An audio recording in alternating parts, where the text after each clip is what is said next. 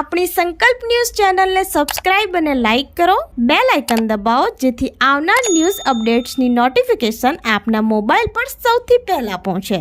Like, subscribe and share the video.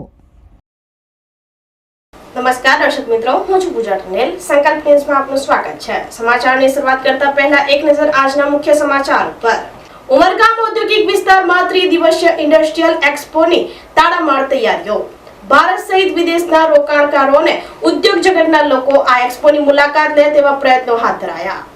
Umargam ઔદ્યોગિક વિસ્તારમાં ત્રિદિવસીય ઇન્ડસ્ટ્રીયલ એક્સપોની તાળામાર તૈયારીઓ ચાલી રહી છે, જેમાં 14, 15 અને 16 ડિસેમ્બરે યોજાનાર આ એક્સપો માટે કેન્દ્રના ઉદ્યોગ મંત્રીઓ સહિત મહારાષ્ટ્ર અને ગુજરાત મંત્રીઓને નેતાઓને આમંત્રણ આપવામાં આવ્યું છે. ઉમરગામ ખાતે નાના મોટા 1000થી વધુ એકમો આવેલા છે, જેમાં ગાર્મેન્ટ, પેન, પેન્સિલ, મસાલા, મેડિકલ સાધનો, એન્જિનિયરિંગ અને સૌંદર્ય પ્રસાધનો બનાવતા એકમો આવેલ છે.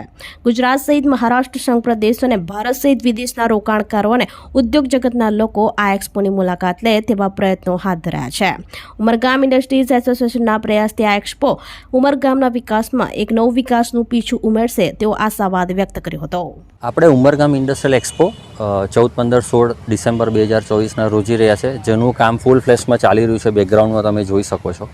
આપણે એટલે યોજી રહ્યા છે એક્સપો કે ઉમરગામને વેગ મળે નેશનલ અને ઇન્ટરનેશનલ લેવલે, અને જે આપણા ઉદ્યોગો છે અહીંયા જેને એને નાના નાના ઉદ્યોગોને ફર્સ્ટ ટાઈમ અહીંયા એક્સપો માટે એક્સપોઝર મળે, અને જેથી કરીને એ લોકો આગળ નેશનલ ને ઇન્ટરનેશનલ લેવલમાં પાર્ટિસિપેટ કરે એક્ઝિબિશન, એના માટે બી આપણે પ્રયત્ન કરી રહ્યા છે. અહીંયા સારા એવા 150થી વધુ નાના મોટા સ્ટોલો છે, અને ઉમરગામ ને ઉમરગામથી બહારથી બી સ્ટોલો આવી રહ્યા છે, અને બહુ જ એટલે ફૂલ ફ્લેશમાં કામ ચાલી રહ્યું છે.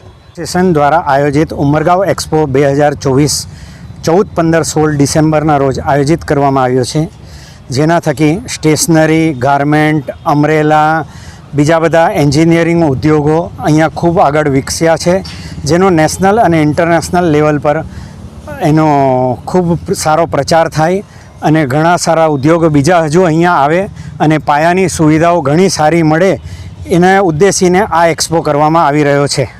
ભરૂચના આમોદમાં સમાજ સુરક્ષા કચેરી દ્વારા વિશ્વ દિવ્યાંગ દિવસે દિવ્યાંગ વ્યક્તિઓને સાધન સહાય અપાઈ. ભરૂચના આમોદમાં વિશ્વ દિવ્યાંગ દિવસે આમોદ નગરપાલિકા કચેરી ખાતે ધારાસભ્ય ડી.કે. સ્વામીના હસ્તે દિવ્યાંગ વ્યક્તિઓને સાધન સહાયનું વિતરણ કરવામાં આવ્યું હતું. આ નિમિત્તે આમોદ નગરપાલિકાના સદસ્યો સહિત લાભાર્થીઓ ઉપસ્થિત રહ્યા હતા. આમોદમાં વિશ્વ દિવ્યાંગ દિવસે સમાજ સુરક્ષા કચેરીના સહયોગથી ધારાસભ્ય ડી.કે. સ્વામીના હસ્તે 5 દિવ્યાંગ વ્યક્તિઓને ટ્રાયસિકલ તેમજ એક વ્યક્તિને ઇયરપેડ આપવામાં આવ્યા હતા, જેમાં આમોદ નગરપાલિકાના પ્રમુખ સહિત ચૂંટાયેલા સદસ્યો ખાસ ઉપસ્થિત રહ્યા હતા. વિશ્વ દિવ્યાંગ દિવસે ધારાસભ્ય ડી.કે. સ્વામીએ દિવ્યાંગ વ્યક્તિ ઉપર ભગવાનની સદૈવ કૃપા વરસતી રહે તેવી શુભેચ્છાઓ આપી હતી.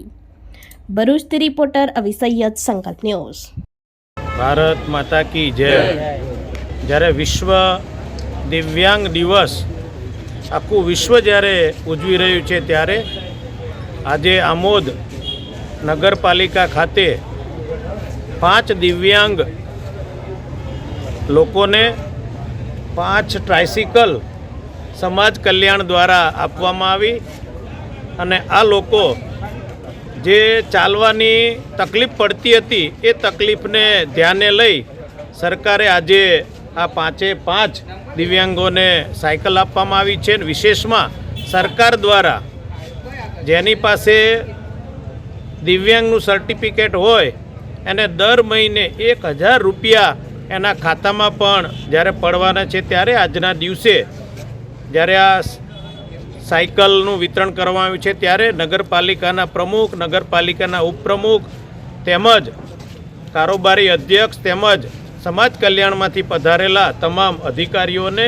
હું આજના દિવસે ખૂબ ખૂબ અભિનંદન પાઠવું છું. વિશેષમાં આ દિવ્યાંગો ઉપર ભગવાનની સદૈવ કૃપા વરસતી રહે એવી આજના દિવસે હું શુભ સંકલ્પ કરું છું, ને આ નગરપાલિકા અને આમોદ જંબુસર વિધાનસભા સદૈવ આ દિવ્યાંગોનું ધ્યાન રાખશે એવી આજના દિવસે ખાતરી આપી આજના દિવસે હું દિવ્યાંગ લોકોને ખૂબ ખૂબ અભિનંદન પાઠવું છું, શુભેચ્છા પાઠવું છું. ઉમરગામના ફણસા ખાતે શાકભાજી ફળ પાકોમાં કિસાન સંમેલનમાં રોગ જીવાતના નિયંત્રણ અંગે માહિતી અપાઈ.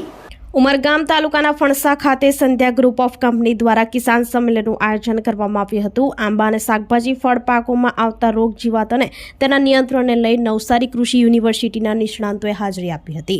તાલુકાના ખેડૂતોને પાક લેવામાં પડતી તકલીફો અને વધુ ઉત્પાદન લેવા માર્ગદર્શન આપવામાં આવ્યું હતું. ખેતીમાં પડતા પ્રશ્નોના નિરાકરણ માટે તેઓ સહાય સાથે રહેશે તેવી બાબતો જણાવી હતી.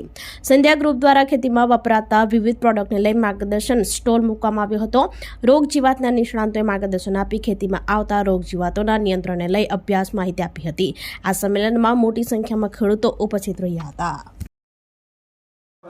આજે ભારતીય કિસાન સંઘ અને સંધ્યા ગ્રુપના સંયુક્ત નેજા હેઠળ એક અહીંયા ફણસા ખાતે કાર્યક્રમનું આયોજન કર્યું. એનો મુખ્ય ઉદ્દેશ તો એવો હતો છે કે ખેડૂતો જે ખેતી કરી રહ્યા છે, આંબાવાડી છે, શાકભાજી છે, એમને ખેતી સાથે જે આધુનિક જે એમને જ્ઞાન હોવું જોઈએ, જેમ કે શું દવા છાંટવાની એ એમને ખબર નથી રહેતી.